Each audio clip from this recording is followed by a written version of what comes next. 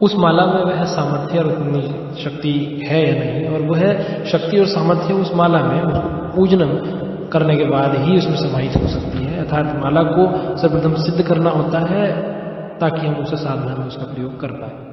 अब कितनी ही उच्च कोटि की दीक्षा प्राप्त कर लें, कोई भी साधना कर लें, कोई भी शक्ति हो, कितना ही उच्चारण सही हो मंत्र का, या कुछ भी चीज़ आपके पास हो, कुछ भी सानिध्य हो, सारी चीज़ें हो, अगर माला ही सुशोभित नहीं है या माला में वो सामर्थ्य, वो शक्ति नहीं है और माला आपकी सिद्ध नहीं है, तो कोई भी साधना सफल नहीं हो सकती। अब सवाल यहां पर यह उठता है कि मालाएं होती कितने प्रकार की हैं और साधनाओं में इनका क्या विशेष प्रयोग है। शास्त्रों में माला के संबंध में बहुत विचार किया गया है। यहाँ संक्षेप में माला के बारे में कुछ आवश्यक जानकारी मैं दे देता हूँ। माला प्रायः 3 ही प्रकार की होती है: करमाला, वर्णमाला और मणिमाला। सबसे पहले मैं करमाला के बारे में बताना चाहूंगा कि करमाला क्या है। अंगुलियों पर जो जाप किया जाता है वह करमाला कहलाती है। जब 2 प्रकार से होता है, एक तो उंगलियों से गिनना और दूसरा उंगलियों के पर्वों पर गिनना।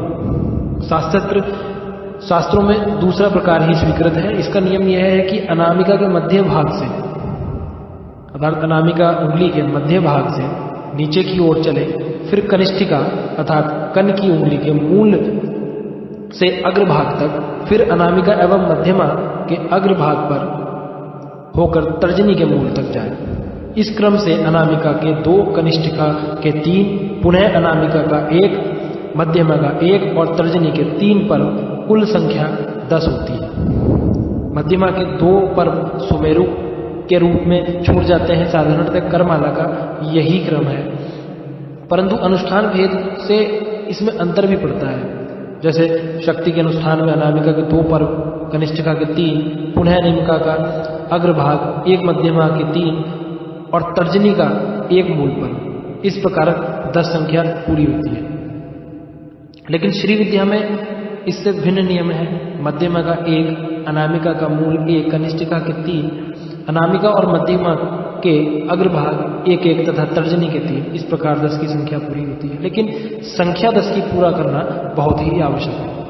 करमाला से जप करते समय उंगलियां अलग अलग नहीं होनी चाहिए, थोड़ी सी हथेली मुड़ी रहनी चाहिए, सुमेरु का उल्लंघन और पर्वों की संधि का स्पर्श निषेध है। यह निश्चित है कि जो इतनी सावधानी रखकर जप करेगा उसका मन अधिकांशतः अत्यंत ही नहीं जाएगा। हाथ को हृदय के सामने लाकर अंगुलियों को कुछ टेढ़ी करके वस्त्र से ढककर दाएं हाथ से जप भी किया जाता है। दूसरी माला का जो प्रकार है वह है वर्णमाला। वर्णमाला में अक्षरों की संख्या की गणना की जाती है, या यह कह सकते हैं कि वर्णमाला में अक्षरों के द्वारा संख्या की गणना की जाती है। यह प्रायः अंतर जप में काम आती है, परंतु बाह्य जप में भी इसका निषेध नहीं है।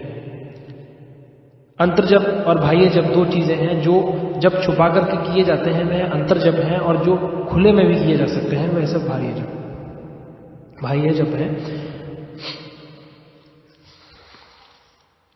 तीसरा जो प्रकार है माला का वह है मणिमाला। जिन्हें अधिक संख्या में जप करना हो उन्हें मणिमाला रखना अनिवार्य होता है। मणि यानी मनिया या माला, इससे मणिमाला भी कहते हैं। यह माला अनेक वस्तुओं की होती है: रुद्राक्ष, तुलसी, शंख, पद्मबीज, जीवपुत्रक, मोती, स्फटिक, मणि, रत्न, सुवर्ण, मूंगा, चांदी, चंदन और कुशमूल। इन सभी की मणियों से माला तैयार की जाती है, उसको मणिमाला कहा जाता है। इनमें वैष्णवी के लिए तुलसी और इस प्रकार शैव, शाक्त आदि को के लिए रुद्राक्ष सर्वोत्तम माना गया है। क्योंकि जब किसी भी अनुष्ठान में आपको यह ज्ञात ना हो कि कौन सी माला से जप करना चाहिए, तो रुद्राक्ष ही एक ऐसी यूनिवर्सल माला है जिसको हर साधना में प्रयोग किया जा सकता है। लेकिन कुछ कंठस्थ साधनाएं ऐसी हैं जिसमें कि यह पहले से ही ज्ञात होता है कि इसमें यह माला का जाप करना ही। जैसे मां बगलामुखी की साधना के लिए हरिद्रा अर्थात हल्दी की माला को निर्धारित किया गया है। अप्सरा या अन्य परिसाधनाओं में स्फटिक की माला को निर्धारित किया गया है। तांत्रिक शक्तियां अर्थात भगवान शनि या अन्य भैरव की साधनाओं के लिए काले हक्की की माला को निर्धारित किया गया है। अन्य कोई भी साधनाओं के लिए हम रुद्राक्ष की माला का भी प्रयोग कर सकते हैं।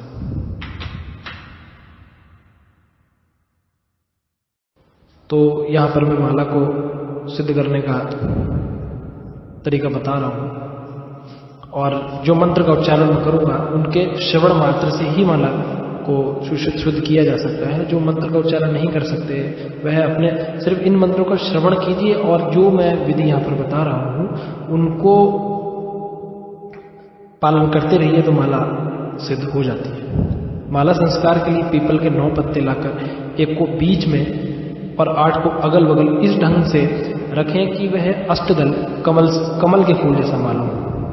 अष्टदल अर्थात 8 दलों से बना हुआ एक दल प्राप्त हो, और उसके बीच में एक पत्ता पीपल का रखा गया। बीच वाले पत्तों पर माला रखें और ओम, आम, आम इत्यादि से लेकर हम, छम प्रयत्न समस्त स्वर्ण वर्णों का उच्चारण करके पंचगव्य द्वारा उसका छालन करें। फिर शगोजात मंत्र पढ़कर पवित्र जल से उसको धो डालें। शगोजात मंत्र में पढ़ रहा हूँ इस प्रकार है: ओम शगोजाते प्रप्रगामी सगोजाताय वे नमो नमः भवे भवेनाति भवे भवस्येम भवोद्भवाय नमः।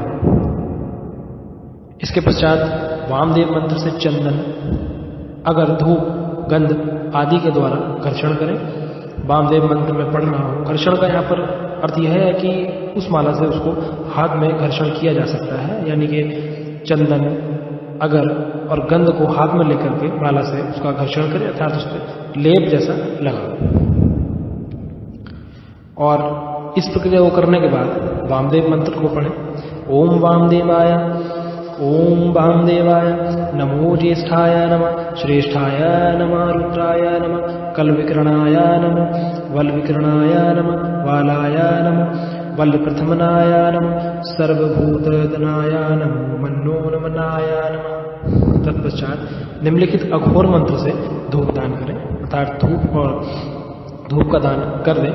वह मंत्र जो अघोर मंत्र है वो इस प्रकार है, उसका उच्चारण कर रहा है।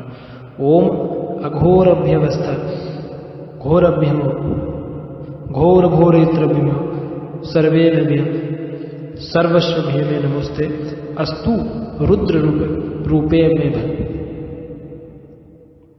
तदनंतर निम्नलिखित तत्पुरुष मंत्र से लेपन करें।